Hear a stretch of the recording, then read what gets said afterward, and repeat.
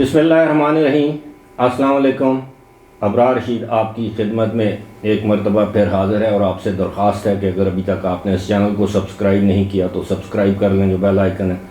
اس کو ضرور پریس کیجئے گا۔ آپ کا بہت بہت شکریہ۔ مراد سعید ایک وقت تھا سابق وزیر اعظم عمران خان کے دستے راست سمجھے جاتے تھے۔ ان کے بارے میں طرح طرح کی خبریں آ رہی ہیں کہ وہ انتہائی المناک صورتحال سے دوچار ہیں، منظر سے غائب ہیں، شدید علیل ہیں، ان کو کیا بیماری ہے، روپوش ہیں، روزانہ وہ اپنا گھر یا ٹھکانہ بدل رہے ہیں، اور تحریک انصاف نے یا عمران خان نے ان کو تنہا چھوڑ دیا ہے۔ یہ مراد سعید کے حوالے سے باقاعدہ ایک نجی ٹیلی ویژن چینل پر ایک رپورٹ چلی ہے اور پی ٹی آئی کے ذرائع کے حوالے سے رپورٹ چلی ہے۔ اس پر بات کریں گے۔ بہت ہی اہم اور سنگین معاملہ ہے، اس کے پیچھے معاملات کیا ہیں اس پر تبصرہ کریں گے، آپ کو بتائیں گے کہ معاملہ ہے کیا۔ لیکن اس سے پہلے آپ کو یہ بتائیں کہ اب سابق وزیر اعظم یا پی ٹی آئی کے چیئرمین عمران خان، جن کو اب تکنیکی طور پر وہ اب پی ٹی آئی کے چیئرمین نہیں ہے، لیکن جب تک الیکشن کمیشن اس حوالے سے نوٹیفکیشن جاری نہیں کرتا ہم کچھ کہہ نہیں سکتے، لیکن انہوں نے گزشتہ روز ایک مرتبہ پھر یہ بیان دیا ہے کہ جناب جو موجودہ اسٹیبلشمنٹ جو ہے وہ غیر جانبدار نہیں ہے اور وہ باقاعدہ پاکستان تحریک انصاف کے خلاف پولیٹیکل انجینئرنگ میں ملوث ہے۔ یہ الزام انہوں نے گزشتہ روز لاہور میں صحافیوں کے ساتھ ایک گفتگو کے دوران لگایا، اور اب آپ کو میں یہ بتاتا چلوں کہ یہ عمران خان نے 4-5 دن پہلے اپنے ایک انٹرویو میں یہ کہا تھا کہ جناب پاکستان میں اسٹیبلشمنٹ کا مطلب ہوتا ہے آرمی چیف۔ تو اس کا مطلب یہ ہوا کہ عمران خان نے دانستہ طور پر اسٹیبلشمنٹ کو غیر جانبدار قرار دیتے ہوئے پولیٹیکل انجینئرنگ کا الزام دیا ہے، جس سے مراد یہ ہے کہ عمران خان نے اب بالواسطہ طور پر یا انڈائریکٹلی آرمی چیف کو غیر جانبدار قرار دیا ہے۔ یہ ان کی اس پالیسی کا حصہ ہے کہ وہ موجودہ اسٹیبلشمنٹ یا آرمی چیف یا آرمی قیادت کو بھی وقت کے ساتھ ساتھ متنازع بنائیں۔ اس کے کیا نتائج برآمد ہو سکتے ہیں یہ آنے والا وقت بتائے گا، لیکن عمران خان کے بارے میں تمام ملک کے جو آزاد تجزیہ کار ہیں، میں پی ٹی آئی کے یوٹیوبرز یا پی ٹی آئی کے تجزیہ کاروں کی بات نہیں کر رہا، اسی طرح تمام جو اس وقت ملک میں آئینی اور قانونی ماہرین ہیں وہ یہ سمجھتے ہیں کہ عمران خان 1 نہیں 2 نہیں بلکہ 3 مقدمات میں نااہل بھی ہو سکتے ہیں، اور ایک آدھ مقدمے میں ان کو سزا بھی سنائی جا سکتی ہے۔ اس حوالے سے 9 جنوری 11 جنوری ان کی کچھ پیشیاں ہیں عدالت میں، دیکھتے ہیں اس حوالے سے کیا ہوتا ہے۔ لیکن ساتھ ہی ساتھ آپ کو یہ بھی بتاتے چلیں کہ فواد چودھری نے، جو کہ پی ٹی آئی کے سینئر نائب صدر ہیں، انہوں نے گزشتہ روز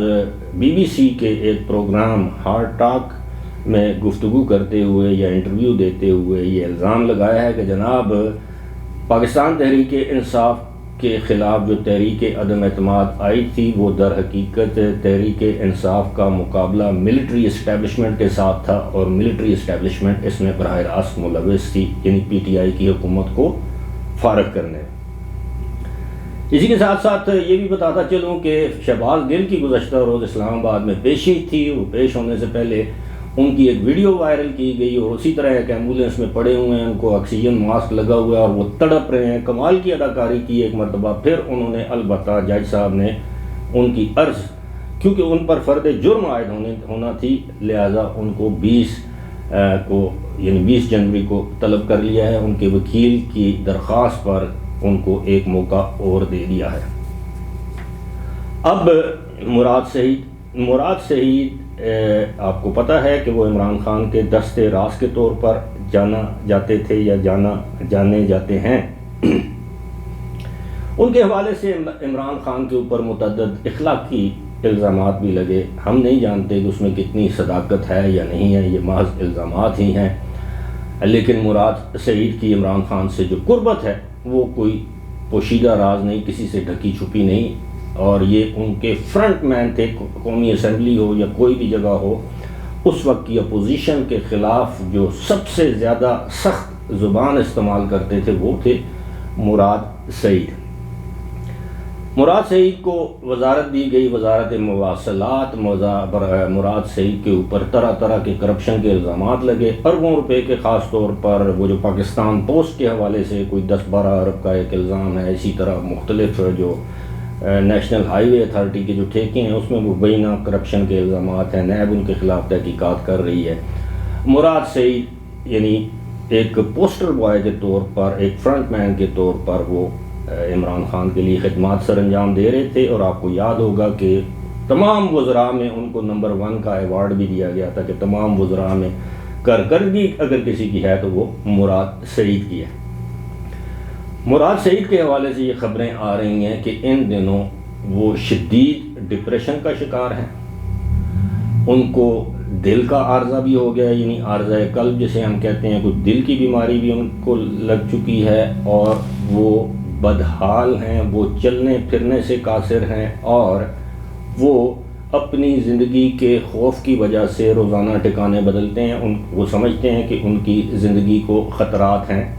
ٹی ٹی پی کی جانب سے، یا ان کے کچھ دشمن ہیں جن کا ہمیں علم نہیں، لیکن وہ چھپ کر زندگی گزار رہے ہیں۔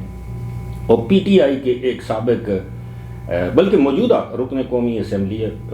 نے ایک ٹیلی ویژن چینل کو یہ بتایا ہے کہ جی مراد سعید کو یہ بھی شکوہ ہے کہ انہیں عمران خان نے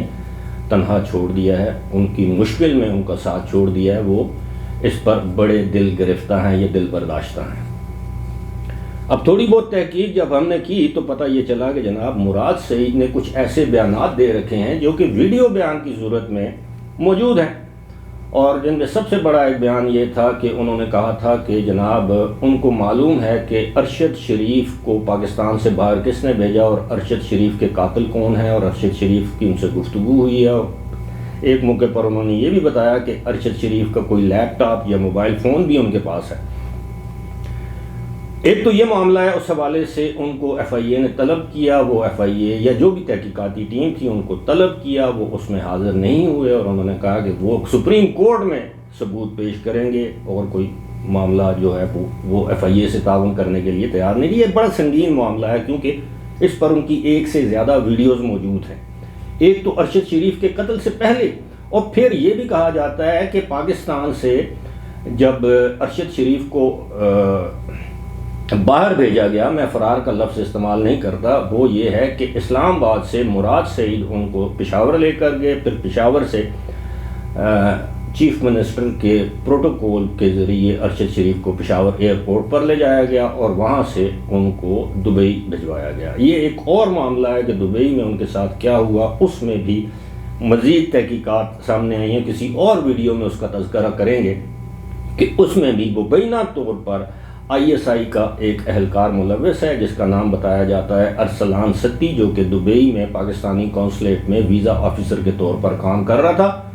اور اسی نے فیسیلیٹیٹ کیا ہے۔ اور آپ کو پتہ ہے کہ آپ کو پتہ ہونا چاہیے کہ اس آئی ایس آئی کے آفیسر کو وہ سویلین سائڈ کا تھا، کچھ لوگ کہتے ہیں میجر تھا، کچھ لوگ کہتے ہیں انڈر کور تھا، لیکن وہ آئی ایس آئی کا اسسٹنٹ ڈائریکٹر یا ڈپٹی ڈائریکٹر کے عہدے پر وہ ارسلان ستی اس کا نام ہے، وہ اس کو پاکستان طلب کیا گیا ہے، لیکن ابھی تک وہ پاکستان نہیں آیا۔ تو مراد سعید کو یہ معلوم ہے، اب وہ ایک لحاظ سے مراد سعید اس طرح کی خبریں پھیلا کر مبینہ طور پر یہ تاثر دینا چاہتے ہیں کہ اب ان کا عمران خان یا پی ٹی آئی سے کوئی تعلق نہیں ہے، کیونکہ دونوں نے ان کو ڈچ کر دیا ہے یا ان کو ایک لحاظ سے تنہا چھوڑ دیا ہے، لہٰذا وہ دل برداشتہ ہیں۔ اب مراد سعید کے حوالے سے ہم حتمی طور پر تو کچھ نہیں کہہ سکتے، لیکن اتنا ہم بھی جانتے ہیں کہ 2-3 مہینے سے وہ باقاعدہ روپوش ہیں، وہ کسی ٹیلی ویژن چینل پر نظر نہیں آتے، کوئی انٹرویو ان کا سامنے نہیں آیا، کوئی ان کی ویڈیو سامنے نہیں آئی، اور جس سے یہ ظاہر ہوتا ہے کہ واقعی مراد سعید سمجھتے ہیں کہ وہ کسی بڑی مشکل میں مبتلا ہو چکے ہیں، کیونکہ آئی ایس آئی کی جو 2 انکوائریاں چل رہی ہیں ان دونوں کے تانے بانے آپس میں ملتے ہیں۔ تو وہی جو وزیر اعظم ہاؤس میں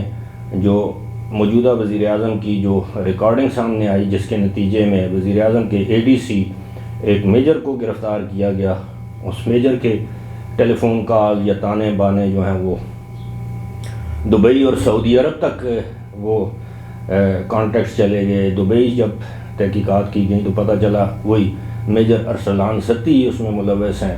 پھر یہ بھی پتہ چلا کہ جب ان سے ایف آئی اے کی تحقیقاتی ٹیم تحقیقات کرنے گئی تو انہوں نے کہا کہ جی وہ تو ترکی میں ہے، اور پھر انہوں نے کہا کہ جناب وہ آپ کو جواب دینی ہے، وہ آئی ایس آئی کو جواب دیں. کچھ اس طرح کے معاملات ہیں.